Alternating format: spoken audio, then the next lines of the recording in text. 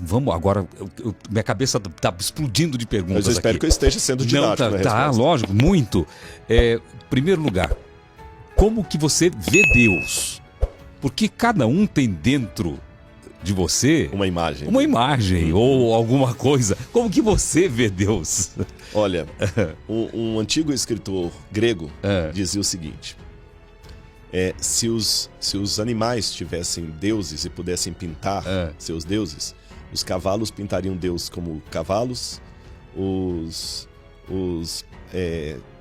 bois pintariam Deus como boi. Quer dizer que Deus é uma imagem, era uma crítica aos deuses do Olimpo, porque diziam que...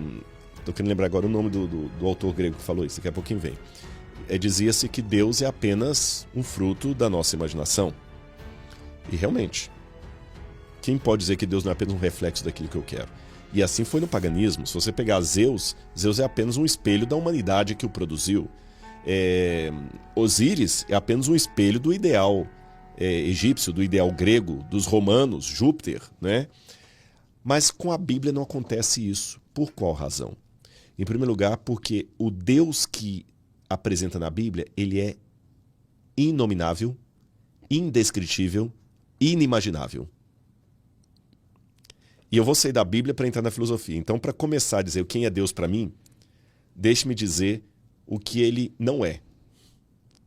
O Santo Tomás de Aquino dizia que Deus é tão grandioso, que a teologia só fala do que ele não é, porque o que Deus é em essência ninguém sabe. Está lá na Suma Teológica de Santo Tomás de Aquino. Imagine que o universo ele tem um diâmetro. Eu esqueci quantos milhões de anos-luz que é o tamanho do universo. Mas o universo ele tem limites. É finito, ele então. É finito. Finito, ok. Finito. Uhum. Deus está acima do universo. Uau. Então não existe nenhum espaço que caiba Deus. Deus não duela com sua vontade. Deus tem um tempo próprio dele, que não é necessariamente o tempo humano. No tempo de Deus. Ele não teve princípio nem terá fim. Deus não sabe, Deus não aprende nada. Deus sabe tudo. Deus não raciocina. Deus sabe. Raciocinar e chegar a uma conclusão. Deus em si mesmo se basta. Não existe nada na natureza que se compare a ele. Por isso que a Bíblia fala, vocês não vão fazer imagem de mim. Não vão fazer imagem, porque vocês não sabem como eu sou grande demais. Só que esse Deus que é tão grandioso, tão inimaginável, tão tudo para ter produzido o universo, ele precisa ser conhecido. Aí tem um paradoxo. Jesus falou, a vida eterna é essa, que te conheçam a ti, Deus único e verdadeiro, e a Jesus Cristo a quem enviaste. Mas se Deus é incognoscível, como é que eu posso conhecê-lo? Pior, eu preciso conhecê-lo para ser salvo. Você mesmo perguntou qual a imagem que você tem dele. Como eu posso ter a imagem de alguém que é indescritível, que está acima de tudo, que não tem nada na natureza que eu possa pegar por parâmetro? Aí a Bíblia mostra um movimento desse Deus que é lindo. Lutero fazia uma diferença em latim ele escrevia o Deus absconditus e o Deus revelatus. O Deus absconditus é Deus na sua essência. Ninguém se assemelha a ele. Ninguém pode imaginá-lo. Ele não tem falta de nada. O Deus revelatus é aquele Deus que ele se diminui para ficar no meu nível, de modo que, mantendo a serenidade e a grandeza de um Deus, o caráter de um Deus, ele fica pequeno bastante para que eu possa abraçá-lo. Esse é o movimento da revelação. E o Lutero, já que eu citei, ele continua dizendo que os homens... O Calvino também falou um pouco sobre isso nas institutas da teologia cristã. Que os homens usam uma máscara para esconder o rosto. Deus é o único que coloca uma máscara para revelar o rosto. A máscara que oculta o rosto humano revela o rosto de Deus. E essa máscara foi uma diminuição que Deus fez de si mesmo para que nós pudéssemos entendê-lo. Aí agora eu já saio da teologia judaica para entrar na teologia cristã. E como foi esse movimento? Paulo, o apóstolo Paulo, quando escreveu ali a sua epístola aos Colossenses, ele fala, tenham em vocês o mesmo, aos Filipenses, tenham em vocês o mesmo sentimento que houve também em Cristo Jesus. Porque ele, existindo na forma de Deus, não ficou agarrado ao fato de ser Deus. Antes, a si mesmo se esvaziou, assumindo a forma de servo e vindo viver no nosso meio. Isso é fantástico. Essa palavra esvaziou em grego é kenosis. É como se você literalmente pega essa garrafa e você joga água aqui, olha. Não sei se a câmera está pegando, ó. Tá pegando. É isso aqui, ó.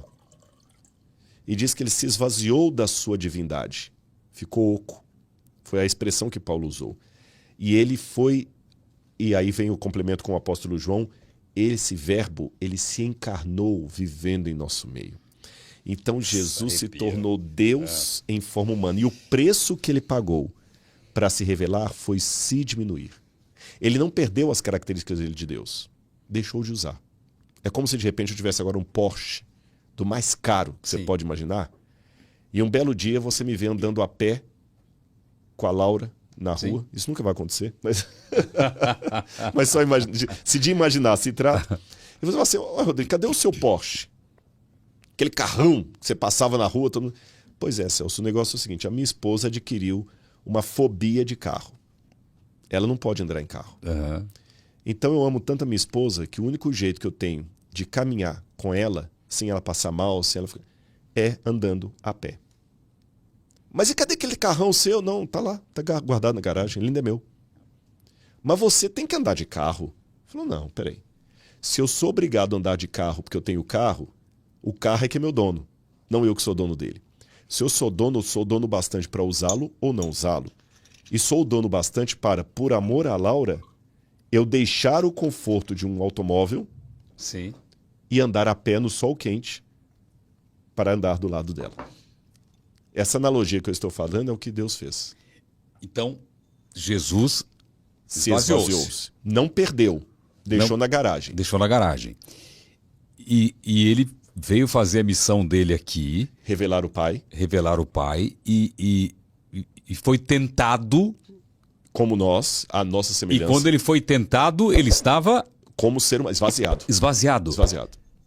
Tanto é que Jesus nunca usou o poder dele que ele podia. Uma vez, eu estou escrevendo um livro. Falando em livro, temos que mostrar seus livros aqui. É. E esse outro eu vou mandar quando ficar pronto também, sobre Maria Madalena. Tá. E ali na correção, uma das editoras questionou uma coisa, falou, Rodrigo, mas é tão estranho falar que tem um conflito cósmico do bem e do mal. Não pode ter conflito entre Deus e Satanás. Eu falei, você tem razão. Num aspecto você tem razão, porque Deus é tão poderoso que se Deus lutasse com o diabo usando as forças de Deus, não teria luta.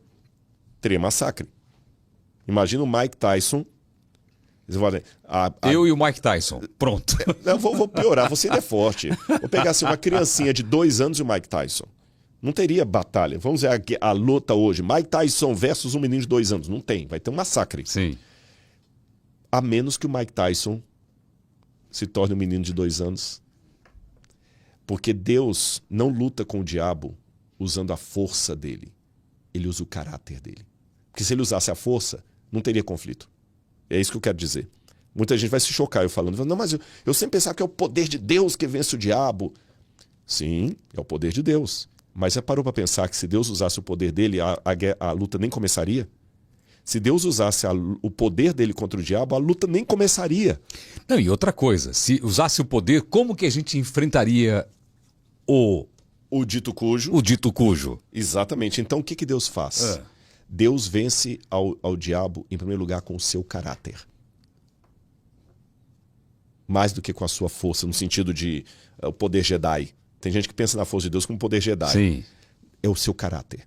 E essa graça que Deus me dá poder para vencer o diabo em nome desse Deus, porque Deus é tão poderoso que Jesus, para expulsar um demônio, não precisou tirar uma espada, voltando ao exemplo lá do Jedi. Aí o diabo sai correndo com a da espada. Jesus falou assim, sai dele agora. Só a palavra dele já era imbuída de autoridade, de dinamis, que é uma tradução para poder. A palavra dele já era poderosa, ele não precisava de bater, nem de dar estrago. A palavra dele já fazia o diabo correr. E mesmo ali enfraquecido no deserto, quando o diabo colocou em dúvida... Olha bem, como ele se esvaziou, Jesus... Vamos no raciocínio. Quando eu estou andando a pé com a Laura, na ilustração que eu usei, na alegoria, eu não estou fingindo que estou andando a pé. Eu estou literalmente andando a pé com ela. Eu não perdi o carro que eu tenho. ele continua meu. E eu posso usá-lo a hora que eu quiser. Mas por amor a ela, eu deixei de usar algo que ainda é meu. Então eu ando de verdade a pé. Eu não coloco um holograma do lado dela. Jesus, quando se esvaziou e assumiu a nossa natureza, ele não fingiu ser humano. Ele se tornou de fato humano. Ele andou a pé. E o que significa Jesus andar a pé? O que aconteceu com a onisciência dele? Trancou na garagem. E quando chegou aqui, ele fez perguntas honestas. Ele falou, por exemplo, assim, o filho não pode saber nada de si mesmo se o pai não o revelar. Mas ele é onisciente. Por isso que alguns grupos, que eu respeito muito, é apenas uma discordância teológica, não pessoal. Eu tenho muitos amigos que são testemunhos de Jeová, muitos irmãos até eu os chamaria, mas eu discordo da interpretação dos testemunhos de Jeová que não acreditam que Jesus é Deus. Porque quando eles, e tem outros grupos também, não são só os testemunhos de Jeová, eles não creem que Jesus é Deus, eles só pegam uma parte dos evangelhos onde de fato Jesus parece muito inferior ao Pai. Porque ele fala que ele foi enviado pelo Pai, que ele não sabe nada de si mesmo se o Pai não o revelar. Ele fala que o dia da volta dele nem ele sabe, nem os anjos, não somente o Pai. Ele na cruz, ele não aguenta carregar a cruz até o final. Ele fala que ele foi enviado pelo Pai. O Pai é maior do que eu. Realmente, se eu pegar só esse grupo de Sim, textos... você vai achar que tem uma hierarquia. Hierarquia, Jesus está inferior. Só que eu tenho outros textos que falam, eu e o Pai somos um. Quem me vê a mim, vê o Pai. Então Jesus é Deus? Jesus é Deus. Ele falou, antes que Abraão existisse, eu sou. Essa expressão, em grego, ego eimi, ou ani, em hebraico, esse, né, eu sou, é uma expressão que só Deus podia fazer. Quando ele falou com Moisés assim, Moisés, diga ao povo que o eu sou enviou você. Jesus perdoava pecados. Em última instância, todo pecado é contra Deus. Então eu posso te perdoar uma falta que você cometeu contra mim. Eu não posso perdoar para você uma falta que você cometeu contra o seu tio. Sim, concordo. E Jesus perdoava pecados que foram cometidos contra outras pessoas. Então ele era Deus. Por isso que os judeus pegaram pedra e queriam jogar pedra nele.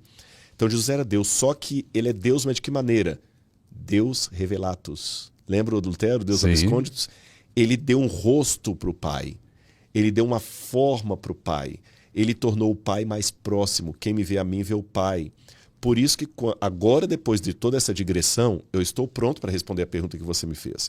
Como você imagina Deus? Leia o Evangelho e você vai ter sua resposta. Bom, agora, se você fosse Deus, usando a sua sabedoria, sabe tudo, como você vendo tantos descrentes, tantos ali, como que você faria para que as pessoas acreditassem em você? Talvez essa foi a melhor maneira. Sim. Manda o filho. Manda o filho. Filho que sou eu. Sou eu, que represento o Pai. Porque a Trindade são 3 pessoas, o Pai, o Filho e o Espírito Santo. Sim. E não adianta tentar fazer uma comparação igual o Sol, que tem o calor. Porque o 3 da Trindade não é o 3 da matemática. Porque ao 3 da matemática eu posso acrescentar 1 vira 4. Sim. Eu posso multiplicar por 2 vira 6. O 3 da Trindade é um 3 divino. É um número que você não faz operações matemáticas com ele. Por isso que Deus é um único Deus em 3 pessoas. Não tem como entender isso. Não tem como entender. E eu tenho pela revelação bíblica, que a Bíblia dá essa, né? O Pai, o Filho e o Espírito Santo. Agora, você falou como é que eu faria. Eu vou contar uma história. Aprendi com Jesus, as parábolas. Philip Yancey, no livro O Jesus que eu nunca conheci, ele conta de um amigo que tinha um aquário. E esse amigo tinha um aquário com peixes do mar. Eu também tenho um amigo, o Beto Bulos, lá do Rio de Janeiro, que tem um aquário lá na ilha, lindo, com água do mar e só peixes do mar. Então, imagina o pH daquela água ali, a salinidade. Sim. É caríssimo manter um negócio daquele ali. E o amigo do autor e do Philip Yancey tinha esse aquário. Mas toda vez que ele ia trocar a água, limpar o aquário, colocar comida para os peixes, eles corriam dele.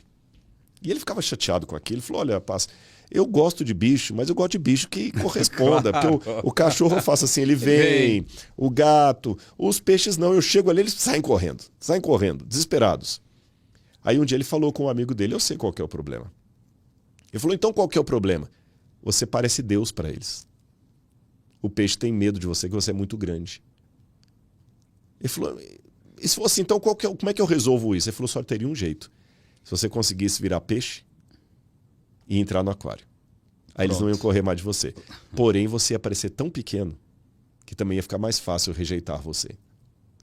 Então, por isso que Deus diminuiu e veio morar entre nós. Porque, primeiro, para não nos assustar com a glória dele. E segundo, para nos atrair realmente pelo amor e não pelo medo, por qualquer coisa. Sabe aquele rapaz que ama a menina, mas para ter certeza que ela não vai ficar com ele porque ele é filho de um grande empresário e herdeiro de uma grande fortuna, ele esconde no princípio do namoro quanto dinheiro ele tem, só para saber se ela o ama realmente? Deus fez isso. Porque se ele chegasse com a força dele... Olha, tentem me amar pelo meu caráter, não pela minha força. Se eu não usei a força para destruir Satanás, ele está aí até hoje, eu também não vou usar a força para obrigar você